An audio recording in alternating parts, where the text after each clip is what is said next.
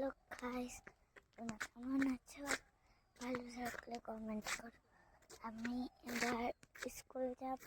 তোমরা তো দেখছি আমি স্কুলের জন্য রেডি হয়ে গেছি। তারপরে তোমরা ভাবলে কি আমি সানগ্লাস কেন পরেছি না? আমার মা এখন কাম করতে, তার জন্য ভিডিও করতে পারছে না। আমি তার জন্য ভিডিও করছি। আর আমি স্কুল যাবো।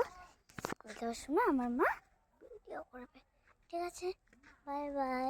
ভালো লাগলে লাইক কমেন্ট করে দেবো। বাই। তোমাদেরকে বলছিলাম না মা ভিডিও করে, এই যে মা ভিডিও করছে, আমি খালি রয়েছি।